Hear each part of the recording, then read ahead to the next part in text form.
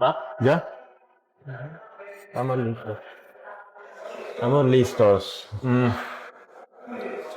Pues muy buenas tardes, mi gente. Aquí estamos en otro episodio más de su canal Charlas de Hierro. Seguimos con el segundo episodio de la Mesa Redonda. Gracias por estar aquí, profe, coach. Mil gracias. Vamos a tocar temas que siguen ahí en el aire, pero también vamos a retocar nuevos temas, ¿sabes? Ahora quiero hablar un poco de que todo el mundo conoce, pero pocos se atreven a hablar con la responsabilidad que ustedes lo hacen, ¿sabe? El mundo de los esteroides en el fisiculturismo y en el fitness. Y no vamos a venir a romantizar, pero tampoco a satanizar, ¿sabes? O sea, hay que tener el contexto, la experiencia y el criterio que ustedes lo tienen. Vamos a hablar sin más. Vamos a empezar primeramente. ¿Por qué los esteroides están tan normalizados hoy en redes, profes? ¿Yo? Primero. Eh, yo pienso que lo primero que hay que tener en cuenta es que la búsqueda del máximo desarrollo muscular, la búsqueda de la evolución, han traído consigo un sinfín de personas trabajando para conseguir el máximo desarrollo, el mejor performance del cuerpo humano en relación a una disciplina deportiva. Hay que entender que los esteroides anabólicos, ayudas ergogénicas de orden hormonal con características dopantes, porque hacen parte, según la WADA, de sustancias prohibidas, son una realidad en absolutamente todos los deportes. Cuando digo todos los deportes es todos los deportes. Incluso hay unas sustancias o ayudas específicas a la hora de las personas que juegan ajedrez para tener un enfoque o para tener ciertos procesos de concentración. Existen diferentes tipos de ayudas ergogénicas con fin de mejorar el desempeño o el performance de cualquier atleta. Desafortunadamente en los fisicoculturistas se ve y se puede puntualizar más y se puede satanizar más y hacen parte de la realidad de una manera desmedida, en el sentido en que en algún momento se perdió el norte de lo que era el fisicoculturismo, de lo que era la estética, de lo que era la simetría, y entraron en una consecución de masas y cuerpos total y absolutamente desproporcionados, que hoy día hay ese dilema entre lo que en realidad es estético, lo que es bonito, lo que es freak, o lo que se deformó el concepto de físico-constructivismo o físico-culturismo. Hay físicos muy agradables, hay físicos con unas proporciones muy loables, calificables desde todo punto de vista de lo subjetivo y lo que a la gente le gusta, pero hay otros físicos que desafortunadamente se salieron del contexto, se han perdido líneas estéticas, se ha perdido la llamada forma en X. Es algo que, aunque es uno de los criterios básicos de calificación, ya en ocasiones simplemente se está buscando es lo freak o lo impactante que pueda llegar a ser un físico, y detrás de eso hay esa realidad que son los esteroides. ¿Por qué están tan popularizados? Porque la red y las redes sociales abrieron la puerta a que todo el mundo tenga acceso a información buena, información mala, como lo hemos repetido, pero también hay información muy clara respecto a las consecuencias. También hay ahorita mucha gente hablando en foros y en diferentes tipos de clubs y espacios para hablar de esto, que conciencian a la gente respecto a la realidad, respecto a la función, respecto a los efectos, y a como hay un grupo de personas que de manera muy responsable lo están haciendo, hay otros que de manera muy loca también lo están haciendo. Entonces, venir a decir que el uso de esteroides es seguro, no lo es. Desde cualquier punto de vista va a dejar y va a traer consecuencias a su cuerpo, a su fisiología, a su psicología.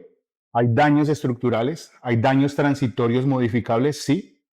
¿Qué se busca en la práctica del culturismo? Que esos daños estructurales sean menores y que los daños que se puedan modificar sean con algún tipo de profilaxis o de trabajo intrínseco o durante los ciclos, hagan presencia de manera más cotidiana, más manejable, y la gente mengue esos efectos. Pero que los lleven a cero no va a pasar.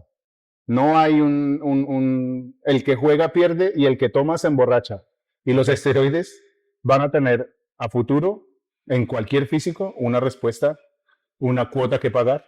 Y eso es lo que la gente a veces no evalúa, no pone en un balance específico. Y de manera muy vivencial y experiencial, cuando usted tiene 20, 25, hasta 30 años, a usted no le duele nada, su cuerpo funciona, cualquier cosa que use responde. Espere que empiece a cumplir 40, en que empiece a tener una fisiología que decrece o una respuesta específica que baja, una adaptación diferente tanto al entrenamiento como a la nutrición, como a su vida como tal, y ahí es donde empiezan a cobrarle por cuotas esos excesos y esas situaciones específicas.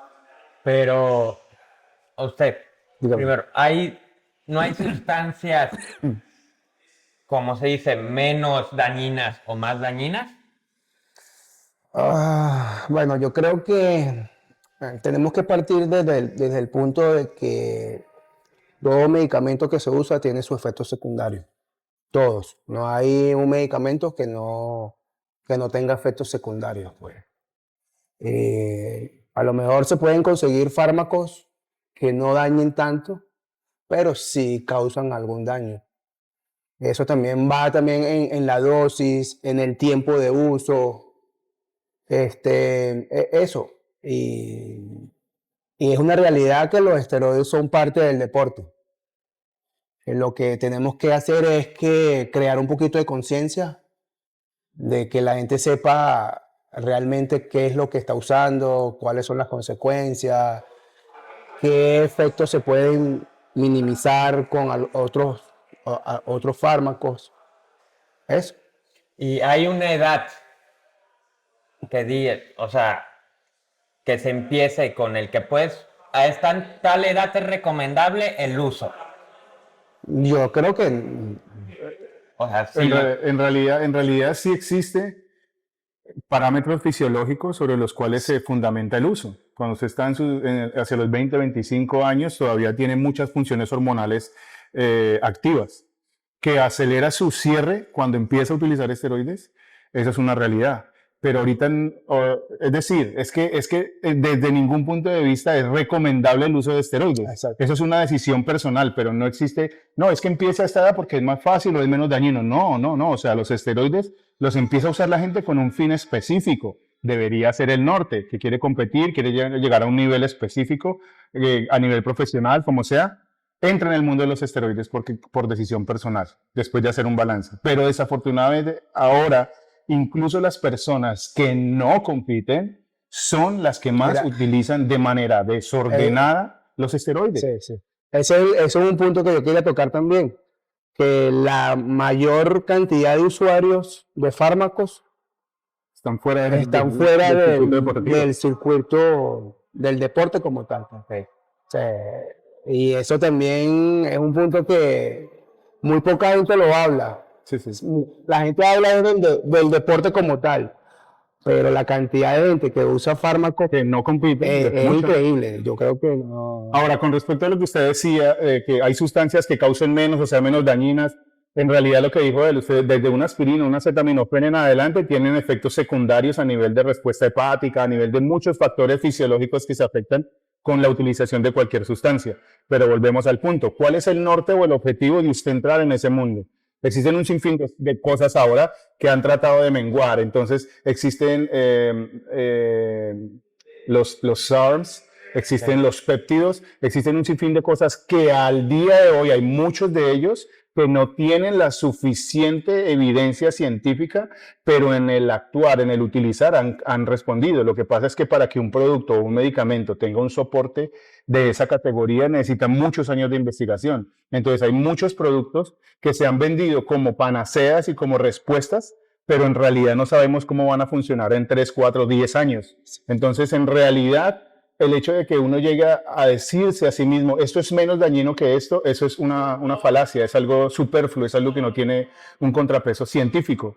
Entonces, la idea principal es entender que la decisión inicial de hacer uso de las ayudas ergogénicas dopantes o de los esteroides anabólicos en este caso, es una decisión personal que le va a traer a usted, tiene que entrar a ella con esa conciencia y que le va a traer a usted efectos.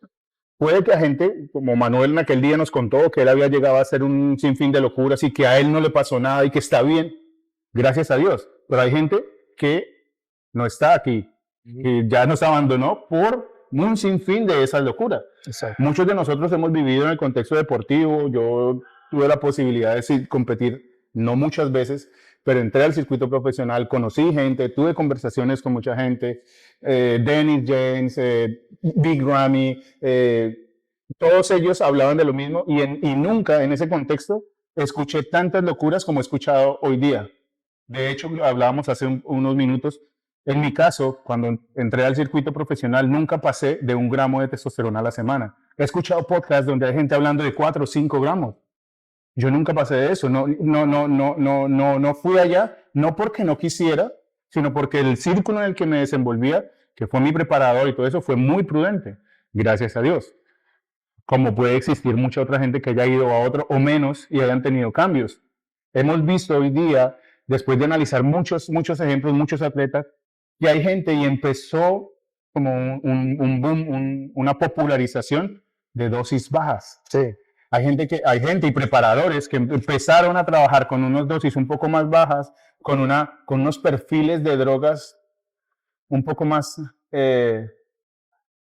tendiendo al manejo y a la ciclicidad de los macros, de la dieta, de la intensidad y el volumen de entrenamiento, de darle prioridad al descanso, de incluir otras sustancias como los péptidos con sus funciones específicas para que sea lo menos impactante en la fisiología del atleta toda esta temática de ayudas ergogénicas. Entonces, repito, hay un sinfín de personas que tienen la mentalidad de la que hablábamos. A costa de lo que sea, yo voy a llegar. A costa de esto va hasta que llegue a mi objetivo. Pero se olvidan de todo lo que hablamos en el podcast pasado. Si tengo el perfil y la proyección genética o la estructura para yo llegar allá, me puedo parar en la realidad y decir, estoy ubicado espacial y temporalmente en qué potencial tengo yo, porque hay personas que tienen que hacer ese análisis, lo tienen que hacer antes de seguir haciéndose ese empujar, ese obligar a su cuerpo y a su vida a algo que finalmente no va a ser. Cierto. Coach, y usted, bajo su experiencia, ha habido más, bueno, usted es de la vieja escuela, los dos se podría decir, ¿las sustancias han evolucionado o han sido la misma sustancia Bueno, que de la época que ustedes conocen? yo creo que la mayoría son las mismas sustancias. Yo creo que aquí lo que cambió fue el grado de pureza de la sustancia. Porque hace 20, 30 años, los fármacos que se conseguían eran de farmacia, eran farmacéuticos. Ahora se consiguen un sinfín de marcas que uno no sabe de dónde salen, cuál fue su proceso de elaboración, si cumplieron. Exactamente. Entonces, yo creo que también eso ha influido mucho en los físicos de hoy en día. Creo que hay una saturación de fármacos de muy mala calidad. Entonces, porque hace 20 años yo recuerdo ver físicos increíbles solamente con Sustanón, Deca, de farmacia. Eso era lo que usaban. Y Sambo. Exacto. Winston Sambo. Entonces ahorita hay un sinfín de fármacos y entonces tú comparas los físicos y tú dices, ¿pero qué pasó? Sí, lo que pasa es que todo eso es fruto también de la explosión de información, eso es fruto de la ampliación y de la expansión que ha tenido la industria y el negocio. Entonces aumentó la demanda, aumentó la oferta. Entonces hay un sinfín de gente, un sinfín de marcas buscando negocio. Usted de hecho ve gente que le dice, no, esto es esto. Ya hay pruebas donde usted compra un test, hace por prueba de reacción química y le dice si sí es, si no es, y uno encuentra cosas que en realidad son pura bullshit. Entonces, sí es importante eso, porque cuando usted es una persona que quiere hacer las cosas bien y que tiene un norte y que tiene un objetivo, usted se va a preocupar por buscar productos y personas y sustancias en el contexto del negocio que le brinden esa seguridad. Si usted es profesional, no se puede ir underground a comprar un producto porque es barato, entonces usted lo que busca es un performance apropiado. Primero tiene que buscar ese grado farmacéutico, si es posible, que está comprobado que básicamente no se trata de la diferente tipo de sustancias que use, sino cómo impactan en su cuerpo y cómo necesita o entrar en una etapa anabólica o entrar en una etapa androgénica, cómo mezcla estas cosas y cómo desde el punto de vista específico usted direcciona el entrenamiento y la dieta. La gente se ha olvidado de eso, yo insisto. Hay gente que no sabe coger una barra, hay gente que no sabe sentarse en una silla para hacer un press y ya está preguntando cuál es lo que hay, qué es lo nuevo que hay para mí en el mundo de los esteroides. No saben hacer un cálculo de carbohidratos, de proteína, no comen bien y ya están pensando en un ciclo o en buscar hormona. No tienen una conciencia clara de que esto demanda todo un trabajo previo, no solo un trabajo previo desde el punto de vista de entrenamiento, sino cognitivo, prepararme para saber cómo funciona mi cuerpo, cuál es la función específica de un músculo para no pasar por ese desorden de planificación, donde hay gente que hace press, hace pecho y nunca siente el pecho, hace brazo y nunca siente el brazo. Entonces, todas esas cosas influyen en la reacción que tiene la gente hacia la respuesta específica o la búsqueda o la consecución de objetivos. Entonces siempre le han puesto la responsabilidad a los esteroides. Entonces como le ofrecen y entonces hay un sinfín entonces la forma es, el que está medio bien, patrocinémoslo, la marca de Royce. Y entonces muestra la imagen, no, él usa eso, entonces esto es bueno. Entonces eso es una dinámica comercial que en realidad hasta que usted no entra en el discurso de saber, incluso de chatting, de probar en alguna gente cómo funciona, usted no puede saber eso. Pero si hay un sinfín de información, si hay un sinfín de marcas, si hay un sinfín de productos que no cumplen con las expectativas y que no cumplen con las características y estándares de calidad. De hecho, hay estudios en Europa que han mostrado que casi el 70-80% de los productos que se compran no tienen lo que dicen. Y muy pocas veces tiene usted la capacidad de sopesarlo. ¿Cómo? Hay gente que no sabe que existen esos test y demás. Simplemente métase esto, lo meten allá y por lo menos ahorita en el mundo hay una escasez de materia prima. Sí. Desde los que fabrican las materias primas en China, en Indonesia. Hay una escasez. Entonces, lo que le estén vendiendo en ese momento muy seguramente no va a tener lo que es. Y eso está desde el año pasado. Exactamente. Okay. Para que se pongan muy el trucha, diríamos allá en México. Entonces, ¿dirían que ustedes que el error ahora más común de los atletas es comprar cualquier cosa o hay errores más comunes? Yo creo que eso es uno de los errores que hay. También yo veo que ahorita los jóvenes, es como tú dices, piensan primero en el fármaco y después es que a lo mejor piensan en la dieta y en el entrenamiento, cuando debería ser lo contrario. Tal cual.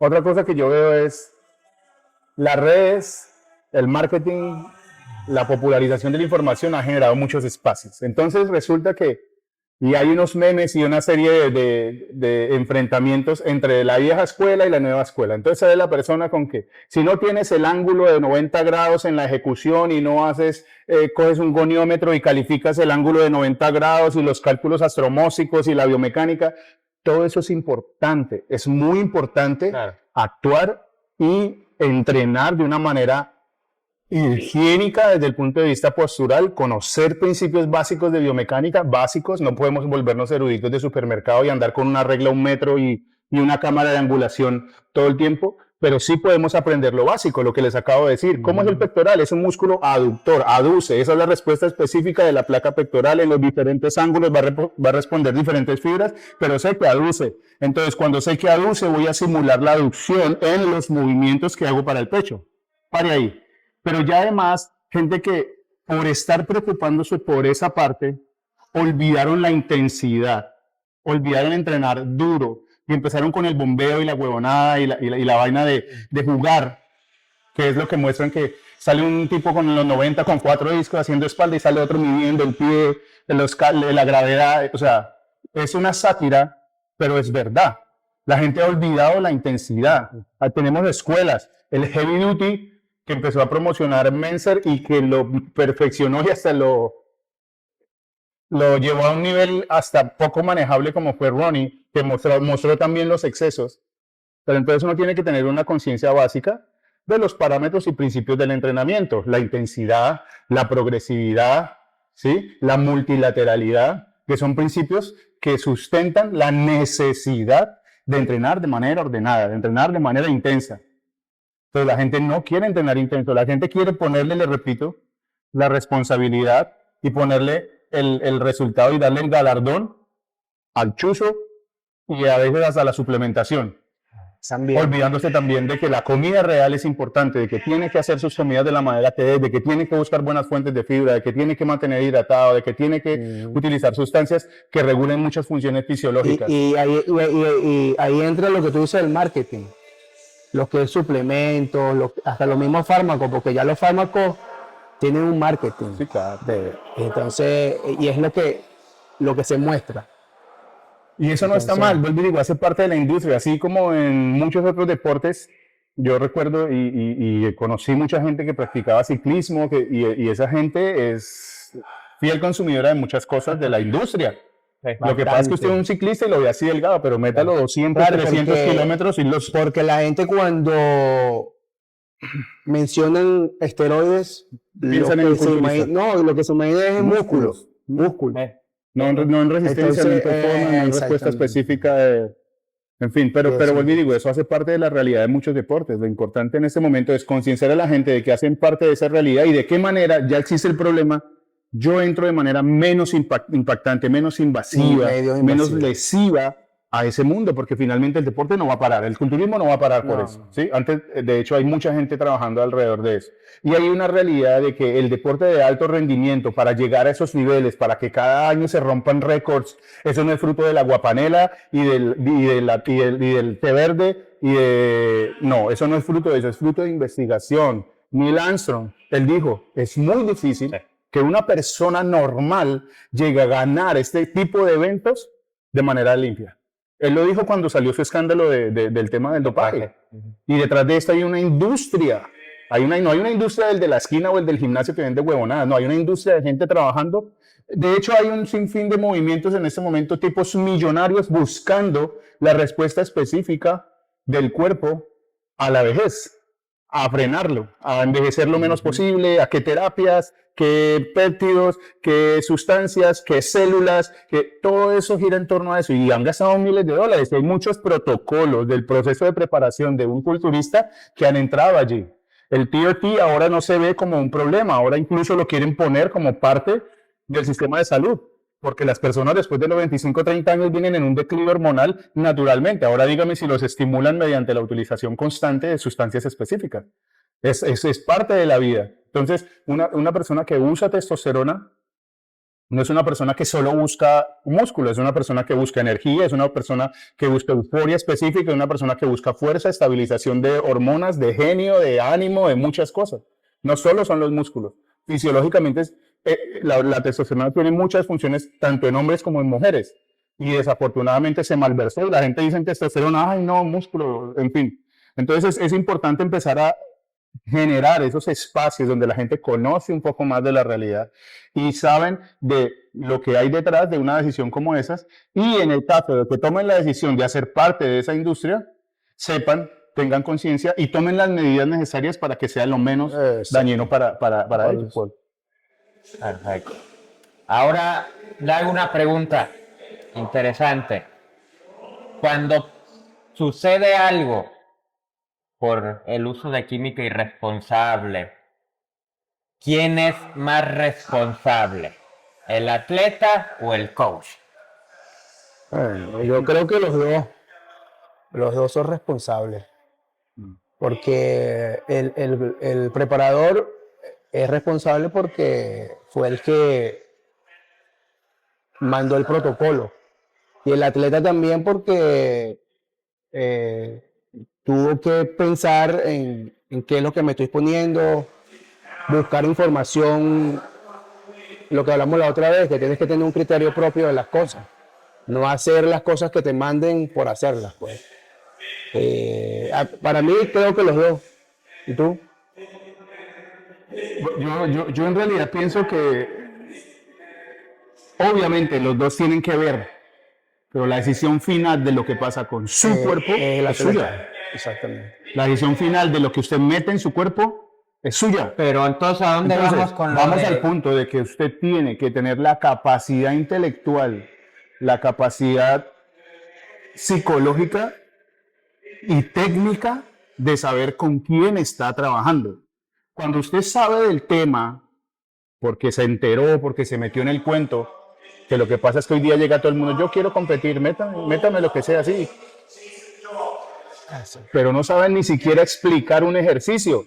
Y eso es contra lo que yo voy. La vez pasada dije, si usted tiene y hace parte de esto, hable bien de su deporte, intérese, capacítese, lo básico, lo mínimo. Entonces, cuando usted sabe el tema y llega una persona y le bota un protocolo y dice 5 gramos de testosterona cuando usted nunca ha usado ni 700, ¿usted lo va a hacer? No, es que él es fulano, él es el gurú de la cosa. Eso ya es una cosa que usted decide. Pero si usted no ha tenido la capacidad de prepararse, adaptarse, entender, usted simplemente lo llevan como lazo, arriado, para donde lo lleven. Y esa es una de las cosas que no pueden pasar. Tiene que tener una capacidad crítica, lo básico, de saber a dónde se mete y qué tipo de personas lo manejan. Hoy día pasó, yo visualizo y escucho cosas, porque en realidad yo soy una persona poco polémica. A mí se nunca me va a ver peleando con nadie en este discurso, nunca, nunca, nunca. Nunca he tenido una pelea con nadie respecto a un tema, ¿no? La gente habla y habla un sinfín de cosas y uno simplemente escucha. Pero el tema en realidad gira en torno a eso. ¿Hasta qué punto usted está enterado de hacia dónde lo van a llevar? Lo que le decía era, Diego, ese muchacho Diego Galindo? Galindo, que es una de las proyecciones físicas que a mí, desde el punto de vista culturismo, a mí más me parece armónico, ¿sí? Las inserciones, la forma de posar, el size que tiene. Hay cosas que debe mejorar, obviamente, para llegar a ese nivel, pero está en el top 5. Entonces, él mismo mostró en alguno de esos podcasts que hicieron que él venía de trabajar casi con 700 miligramos de trembolona a la semana. Pasó a trabajar no menos de 100, 150 a la semana. Bajó significativamente. Bastante. Mucho. ¿Cómo llegó? Impresionante. Su mejor punto. Impresionante. Tuvo necesidad de todo eso. No, es el replantear y es el chatting. Pero vuelvo y digo, estoy seguro que ese muchacho ya no va a volver a 700. No, Yo personalmente creo que la sensatez y el producto de esa experiencia que está cogiendo ya nunca va a llegar allá. Pero eso hace parte del proceso y de estar enterado y de hacer, porque no puedo yo simplemente ir hacia donde me lleven, porque hace parte de la figura iconográfica que es como preparador. Yo tuve la posibilidad de trabajar solo con 2 personas como preparadores en mi carrera cuando lo tomé en serio. Ramón Puy, argentino, que me llevó de una manera muy, muy pulcra, muy tranquila al preludio, campeón sudamericano y todo eso, y después Dennis James. Esa otra cosa de andar saltando de aquí para allá, 5 o 6 preparadores y después meter y mezclar, lo único que hace a veces es confundir, aunque cuando usted se da cuenta y hace un balance y lee tantos protocolos, usted se da cuenta que es lo mismo. Solo que hay gente que llegó de no, vámonos por este lado, ¡pam! Tiran el lazo a ver a dónde cae. Y obviamente cuando usted se inunda de cosas, usted ya no sabe que todo lo que se está metiendo lo está cambiando. Sí. Entonces es importante tener en cuenta eso también, pero con respecto a la responsabilidad o cuál es el problema, yo pienso que finalmente el que decide qué pasa con su cuerpo es usted. Es el atleta que... Es verdad. Pero yo ahí pregunto, ¿dónde entra la ética del preparador? Pero creo que hablar de ética, yo lo que veo más que todo es un negocio. Sí, claro. No, y es una doble moral que se teje a partir de la ética, porque cuando se habla de gente que usa esteroides, usted dice, pero ¿cuál ética? Exacto. Que era lo que ha comentado un tipo por ahí, eso se llenan, se chuzan y vienen a hablar que es un deporte. Sí, no es un deporte, es una disciplina deportiva por el número de personas que lo practican alrededor del mundo, pero es una disciplina deportiva que está en medio de una industria afín que es el fitness, y muchas de las cosas que pasan en esta industria las empieza a replicar el círculo más cercano, que son todas las personas que quieren verse bien. Entonces, sí es importante seguir generando esa conciencia de que la ética como tal no puede salir simplemente de una reflexión de hasta qué punto usted trata o no trata bien a sus atletas, sino a dónde quiere llegar usted, cuál es el objetivo suyo. Yo decía, usted tiene, o la idea principal en mi caso es, legar, dejar un legado a una persona que hable, que crezca, que evolucione desde el punto de vista físico y mental, desde el punto de vista de ser humano, de persona, de profesional, de hablar desde la perspectiva de su deporte, defendiéndolo o argumentándolo en la medida que se preparó. Pero estas personas, hay personas que simplemente quieren es figurar, que quieren generar recordación, que quieren generar impacto en la industria, pero cuando usted se va a dar cuenta, hasta muertos tienen encima. Gente que se ha muerto por protocolos desproporcionados de manejo de sustancias, en este caso diuréticos, ¿sí? ¿Hasta qué punto hay una relación específica entre lo que usted piensa como preparador, lo que usted quiere enseñarle a la gente y lo que usted está haciendo, lo que usted está dejando como huella? Hay muchas personas que sacarán su propia evaluación y allá ellos sus conciencias y sus legados. Pero personalmente pienso que en realidad cuando alguien confía en usted como preparador, yo hablo de que yo preparé mucha gente, he recibido buenas respuestas, he recibido malas respuestas, pero siempre he tratado de ponerlo, no como, de hecho yo hoy día digo que yo nunca me vendí como preparador. O sea, nunca, hey, yo te preparo, no, de una u otra forma, o hay un vínculo, hay una persona recomendada, lo que sea, pero pienso que es que usted le puede cambiar la vida para bien o para mal a una persona. Y eso ya es un acuerdo con el que usted llega a la persona. Yo le comparto mi experiencia. Hay gente que ni siquiera ha tenido ese éxito, ni siquiera saben hacer una preparación, una dieta, no han vivido eso. Y ya dejan un sinfín y ponen un sinfín de cosas en un papel que usted cuando las lee simplemente le duelen los riñones, el hígado, el corazón, cuando lee todo eso. Pero vuelvo y digo, una responsabilidad que tiene que adquirir usted al decidir que esa persona dirija su vida, porque no es su proceso de preparación. Esa persona en ese momento se convierte en el director de su vida. Está en sus manos la vida suya si decide que sea su preparador. Totalmente. Hay personas que los idealizan, el coach, eso, hasta altar les hacen. El mejor.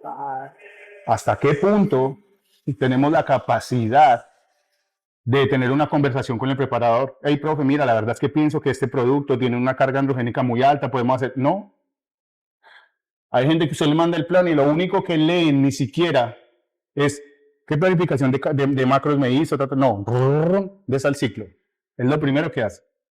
Entonces, mientras eso pase y mientras no haya esa conciencia de seguirnos preparando, así calando conocimientos para hablar bien del culturismo, van a seguir habiendo esos gurús, esos super preparadores que lo cogen, le dan 3 vueltas y cogen gente ya hecha, porque gente ya hecha, en una semana los hacen pro porque ya vienen con 5 años de trabajo antes y entonces empiezan a ganarse todas las medallitas y son la figura iconográfica del momento. Y hablo de todo, en todos lados. Entonces vuelvo y digo, eso hace parte de un esquema no solo de marketing, sino de ser humano, de persona, de trabajo específico, de años de trabajo. Y usted tiene que en esos años de trabajo, así como crece físicamente, crecer mental y pedagógicamente, porque usted va a ser también, y siempre pasa, que el que es preparado en algún momento va a preparar a alguien. Sí, Así funciona, así ha sido a través del tiempo. Bueno, Jorge. Ahora usted, coach, ¿qué señales le dicen al cuerpo o qué señales hay o da el cuerpo para decir, a ver, espérate con la química, bájale? O sea, ¿qué efectos, o sea, de primero te da tu cuerpo? De decir, cuidado con... Yo siempre he dicho que el cuerpo siempre avisa. Siempre, y hay personas que no toman en cuenta esos avisos que le da el cuerpo, pues. Por lo menos le tienen que medirse la tensión arterial, que yo creo que ese es un punto clave en cuidarse. Hacerse chequeos médicos, no solamente chequeos de sangre, también hay que hacerse chequeos de imágenes. porque mucha gente no se los hace y ahí también es donde se pueden ver realmente cómo están los órganos, Exacto. pues. Y escuchar el cuerpo te lo avisa. Cuando empiezas con No. comezón en... Sí.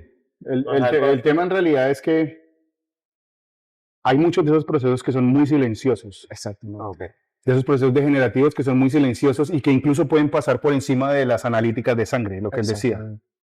Entonces, lo más importante, en realidad, y hoy día existen muchos protocolos de profilaxis, de manejo de menguar ese impacto que tienen las sustancias en el cuerpo, y uno de esos es tener una buena higiene fisiológica y una buena auscultación de toda su respuesta fisiológica a nivel de corazón, a nivel de imágenes diagnósticas que muestren desde el punto de vista multidireccional y multilateral cómo están todas, o sea, no solo frontal, sino por todos lados, imágenes diagnósticas que muestren que no haya ningún tipo de quistes, de tumores, de reacciones específicas.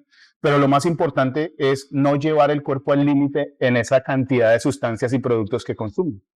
Entonces, en realidad existen muchos protocolos de prevención, pero el mayor es el buscar de manera específica lo que menos le causa impacto a usted. Cuando usted empieza a usar un producto, cuando usted empieza a usar cosas y en unos meses específicos tuvo respuestas y se frenó y usted sigue usándolo, tiene que mirar por qué no está funcionando. Tiene que mirar qué de todas las facetas de su preparación, entre ellas nutrición, entrenamiento y descanso, no están bien, porque es que no es simplemente usar. Hay cosas que simplemente saturan un receptor o que simplemente ya no responden de una manera específica. Tal vez usted necesita parar, tal vez usted necesita mirar en ese momento sus analíticas, cómo están sus niveles de estradiol, cómo están sus niveles específicos de lectura de testosterona en sangre, para mirar si en realidad sí necesita más droga, como usted asume porque siempre se solucionó así, sí, o lo que usted necesita es parar, hacer un descanso, cambiar su dieta, cambiar su proyección del entrenamiento, y no simplemente, hey, metamos esta cosa y metamos luego esto y luego cambiemos por esto y démosle la vuelta a eso. No, es importante tener en cuenta ese protocolo. Vuelvo y digo, hay mucha gente que sagradamente se hace sus exámenes cada 3 meses, pero les dan problemas, porque finalmente no es solo eso. Sí, yo me hago exámenes cada 3 meses, pero me meto hasta el agua del florero, no, porque muchas veces el cuerpo, repito, el cuerpo es un organismo perfecto, el cuerpo es perfecto y es homeostático y se acostumbra y busca sistemas internos para responder a ciertas cosas. Entonces, el cuerpo puede ser un momento en que él le muestre todas las analíticas bien porque es que está trabajando para mantener esa homeostasis, pero por dentro van a pasar muchas cosas y usted sigue abusando de eso. Y en el ámbito aquí de lo que nos gusta, del bodybuilding, se está empujando a cuerpos equivocados, a categorías que quizás no son las suyas, a categorías equivocadas. Sí, claro, eso se ve mucho. Y creo que se está viendo mucho ya hemos hablado de las mujeres. Eso también se está viendo mucho en las mujeres porque ahora todas las mujeres quieren ser wellness. Entonces hay mujeres que su estructura no es para ser wellness, pero ellas yo quiero. Y ahí es donde empieza también el abuso de fármacos para poder llegar. Y seguramente van a llegar y pueden hacerlo porque es diferente. De pronto van hablando específicamente de categorías como las mujeres a hablar de un hombre. Es diferente, porque una mujer sí puede crear músculo de una manera específica en las piernas, sí, pero ¿a qué costo? Exacto. Entonces volvemos al punto. Mujeres, incluso yo he visto protocolos de mujeres bikini usando trembolona. Increíble. Y son bueno, vuelvo y digo, no sé, repito, yo desde el punto de vista de preparación, desde el punto de vista de aprobación de muchas cosas, me alejo conceptualmente de muchas cosas, pero hago parte de la industria en el sentido de que creé un nombre, creé un discurso a partir de lo que fui. Nunca voy a atacar el culturismo, repito, pero sí buscaré la manera desde mi posición para seguir generando espacios donde la gente crezca de manera cognitiva y con ideas para no llegar a eso. Y con respecto a lo que estás hablando de que se están empujando, que sí, claro, hay gente que de una u otra forma, hablábamos la vez pasada de las estructuras. si usted tiene una estructura que no es muy armónica para esta categoría, ¿por qué se va a empujar a ir allá a la Open? O sea, usted se puede poner todo el músculo que quiera, pero se va a ver bonito. Exacto. Se va a ver armónico, se va a ver en X, se va a ver con la cintura estrecha. Entonces, ¿es lo que hay en ese momento? Sí. ¿Que son buenos físicos? Sí, pero ¿hasta qué punto estamos ubicándolos en el discurso de manera muy puntual y que defiendan esa estética? Porque por eso fue que el fisicoculturismo clásico, y esto lo estamos repitiendo, tomó tanta fuerza y ahora es más fuerte que cualquier otra categoría de culturismo. Más que cualquier otra categoría del culturismo clásico. ¿Por qué? Porque es más armónico, porque sigue rescatando, y de eso hablaba mucho Arnold, esa estampa de hombros amplios, cintura estrecha, no músculos exagerados, no tan freak. Y no se trata simplemente de que el otro culturismo, porque yo fui un culturista de 120 kilos en stage, que aún así tuve muchas falencias como atleta, porque aquí van a empezar a hablar que ahora a todos desbaratan por esos comentarios. Yo como atleta dentro de mi estructura tuve muchas falencias, sí tenía el escaparate, como decía Denis, amplio de hombros, cintura estrecha, piernas buenas, pero mi thickness en la espalda, mi thick en el pecho no era el mejor.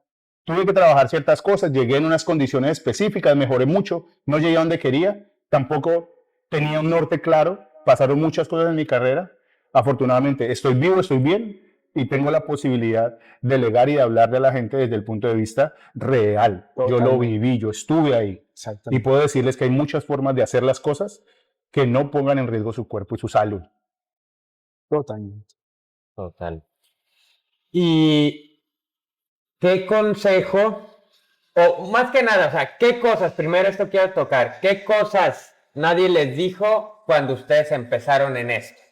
No había la misma información, no había estos espacios. No, es que no había nada. Lo que había era una revista. Ni la revista. Las revistas le hablaban de creatina, Celtec y Mazaltec, no hablaban nada más. Pero yo una que otra rutina. Yo cuando comencé en esto, yo duré como 3 años pensando de que yo no sabía nada de fármaco. Sí, yo pensé que eran las proteínas y la creatina.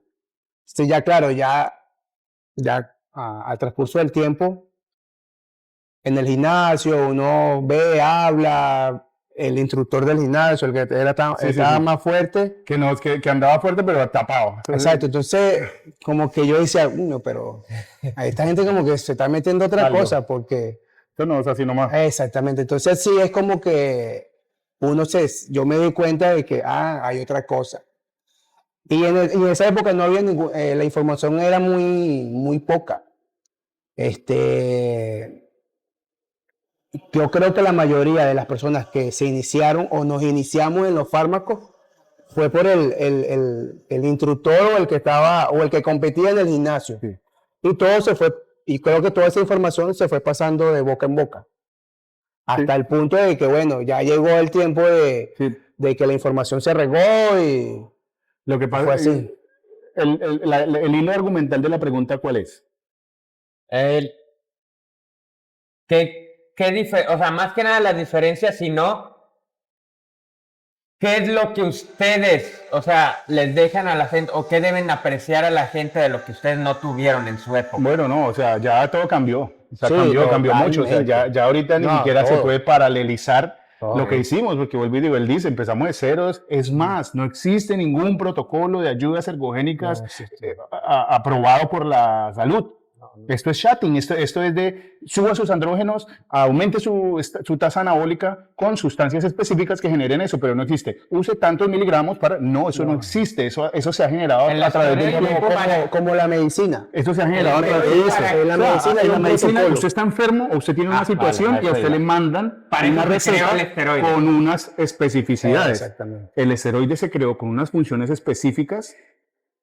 Bueno, en un momento específico para mejorar respuestas adaptativas a cicatrización, a caquexia, a desórdenes nutricionales, y en la Segunda Guerra Mundial lo estaban utilizando para mejorar el performance de algunos soldados. Eso ya es otra cosa que es tema de otra situación.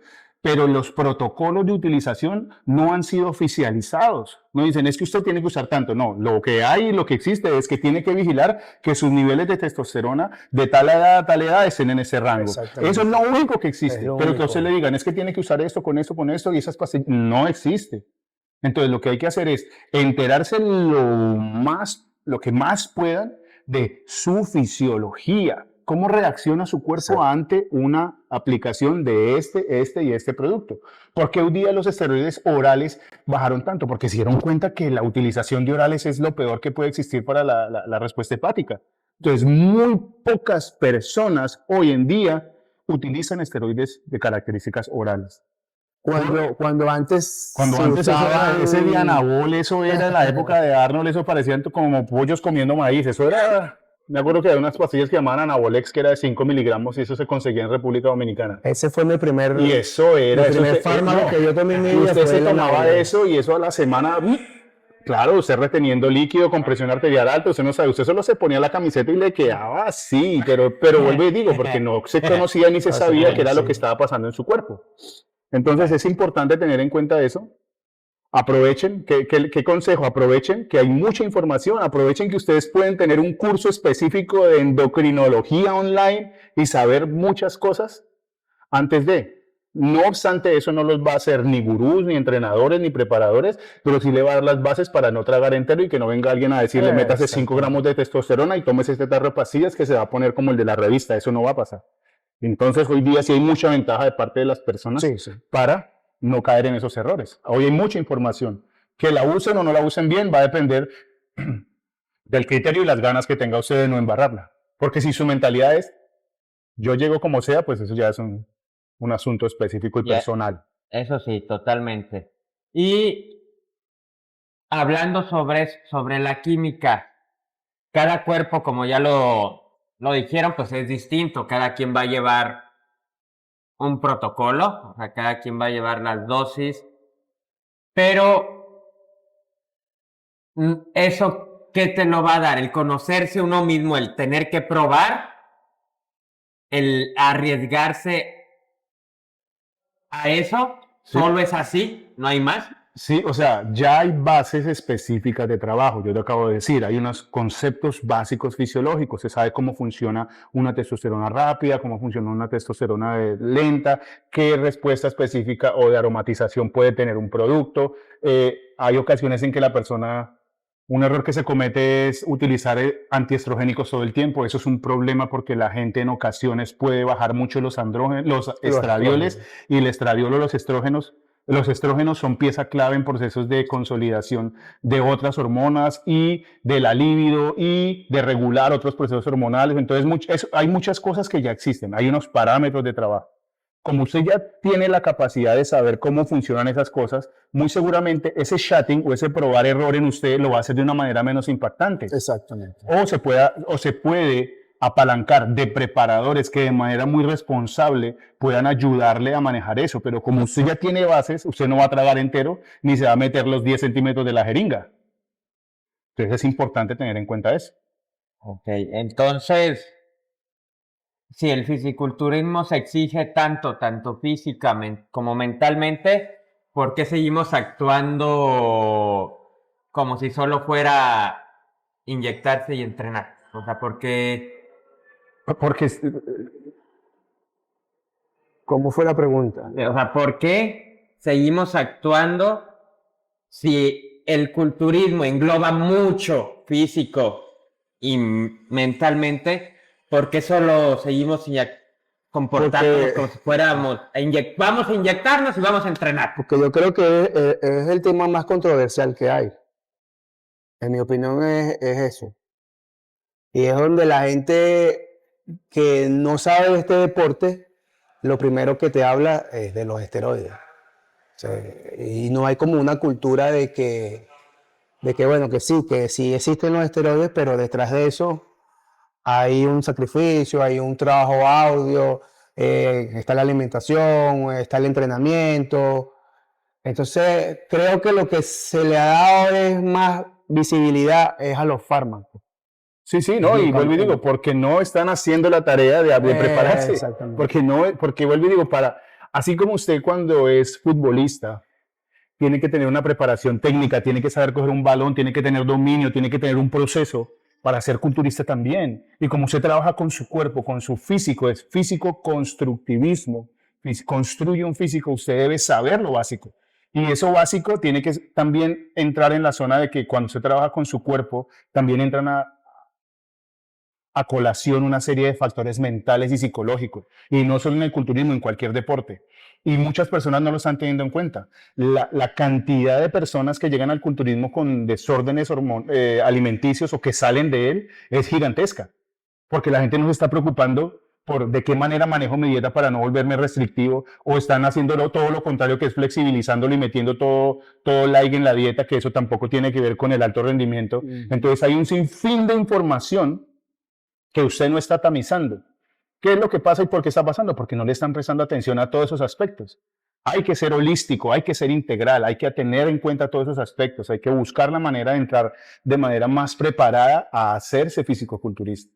Uno, repito, nosotros entramos con revistas, entramos con un ego y con unas ganas y con un ímpetu, hambre por cambiar, hambre por aprender, por hacer muchas cosas. A mí se me dieron muchas cosas en poco tiempo porque tuve ciertas respuestas estructurales que me ayudaron, pero en el tiempo y en la práctica y en el gusto que le tenía a toda la respuesta fisiológica, aprendí muchas cosas y me gusta y lo disfruto y me gusta hablar, pero también soy consciente de hasta qué punto he sido víctima de muchos procesos lesivos mentalmente, psicológicamente, físicamente también. No puedo decir que yo pasé invicto porque, vuelvo y te digo, hay muchas cosas en mi cuerpo que ya no funcionan como funcionaban hace años por todo el proceso de que la vida es así, pero también porque hubiese podido limitarlo si hubieras tenido cierto conocimiento. Entonces, el legado, aprender, investigar. Estos espacios son importantes, son buenos, porque escuchan desde la perspectiva de otra persona diferente. Claro. Repito, nunca voy a atacar el culturismo, pero sueño con un culturismo responsable, sueño con un culturismo en que las personas sepan a qué están jugando, en dónde se meten y qué les espera. Y que ese que les espera puede ser menos traumático si siguen preparándose y no van en esa mentalidad de a costa de lo que sea voy a llegar. Porque vuelvo y digo, es ¿a son de qué? ¿O a qué costo? Usted diría que, ahorita ya para acabar, usted en lo uso personal lo hizo consciente. En mi caso. Ajá, en su caso, personal. Pasa que en mi caso es algo como atípico, porque yo nunca. Era un reto. No, yo comenzaba un ciclo y como a las 3 semanas lo dejaba y entonces realmente mi experiencia con los fármacos no fue mala porque creo que nunca los usé muy largo tiempo. La única pero la digamos, única forma... no lo usó largo tiempo, pero usó dosis altas. No.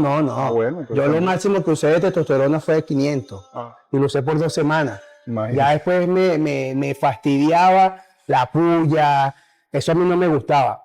Oye, curiosamente, qué pena, sino que hago ese, porque hay mucha gente que le pasa eso. A mí personalmente no me gusta chuzarme. No. Me estresa. Exacto. Y cuando estaba preparándome para competir, hay semanas en las que como son esteres rápidos, le toca 3, 4 a la semana y eso... Sí, y por lo menos en mi caso, yo cuando usé más fármacos fue cuando yo competí. Y lo usé como por 3 meses, pero ya hasta ahí no... Y, ¿qué te puedo decir? En mi caso, sí los usé, pero no fue tan marcado el uso, ni gracias a Dios, bueno, creo que no tuve consecuencias muchas. Sí. Creo que menos me quedé calvo, lo más seguro fue por eso.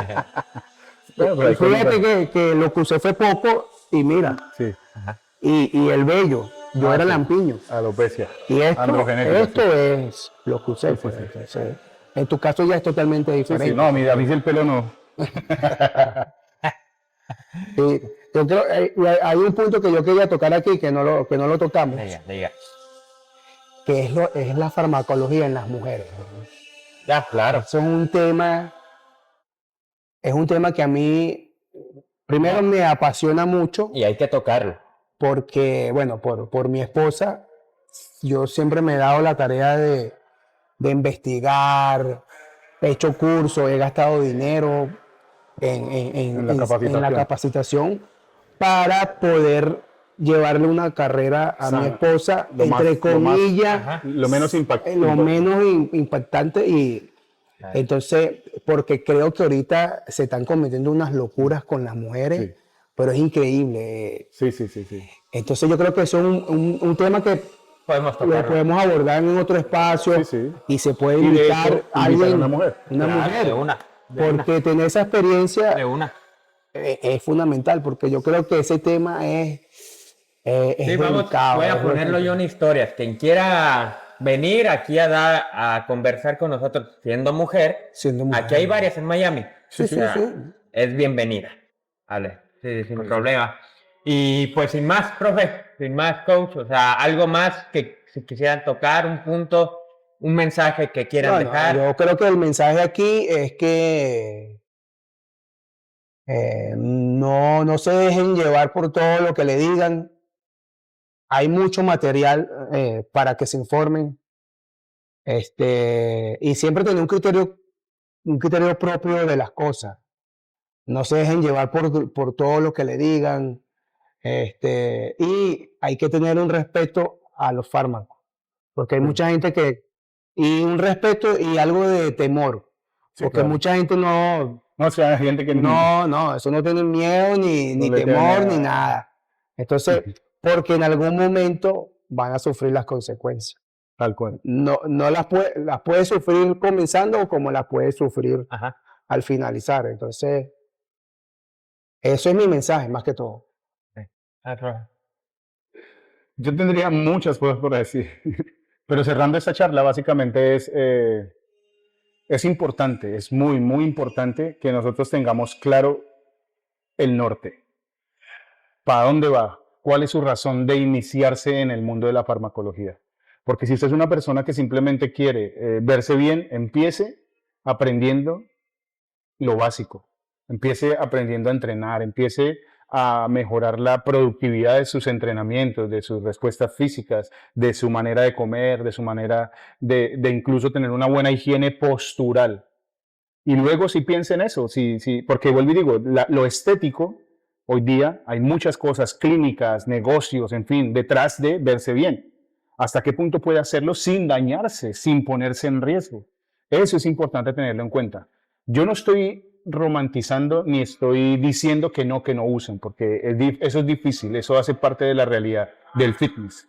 Pero sí, lo mínimo es tener un conocimiento básico de dónde vienen esas sustancias, cuáles son las investigaciones y soportes científicos que tienen para su utilización, cuáles son los principales efectos secundarios que puedo tener. Exacto. Hay una predisposición de mi genética, un ejemplo, si yo tengo predisposición a la alopecia y me meto un esteroide, muy seguramente me voy a quedar calvo. Claro. Entonces, sí, puedo usar uno que no tenga eso, puedo usar una sustancia que me ayude a menguar esos efectos, pero no simplemente empezar a ir hacia allá como lo lleva uno el río, para donde lo lleve, no.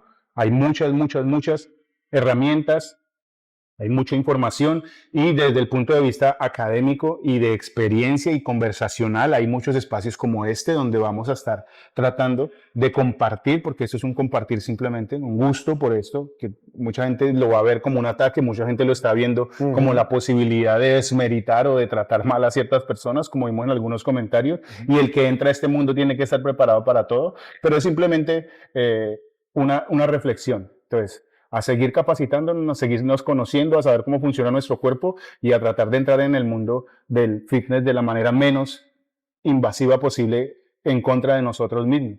Si somos preparadores, tratar de colaborar a las personas en llegar a los objetivos también de la manera menos invasiva posible, dándoles y dejándoles ese legado de que es una responsabilidad personal. Y hablando de ese tema así de los preparadores, también yo creo que los preparadores tienen que prepararse mucho. No quedarse con lo que aprendieron, porque yo veo que muchos preparadores siguen los mismos protocolos de hace 20 años y no tienen la intención de buscar nueva información. Entonces ahí también ese otro puntico que los preparadores deberían que no significa que saber más es que ahora usen más. No. Porque es que a veces piensan que es eso. Yo tenía gente que le decía, no, pero es que, repito, miran la parte final del ciclo. Pero lo mismo, tan poquito. O, ¿me entiendes? Están en esa ansiedad de lo nuevo, eso, lo otro. No, un poquito más. No, aprenda a comer, aprenda a suplementarse, aprenda, porque obviamente eso es otro tema, el tema de la suplementación, que aunque hay mucha gente que la usa de manera excesiva, hay gente que ni la usa. Y hay cosas que sí son necesarias, son básicas, necesarias. que mejoran su respuesta específica.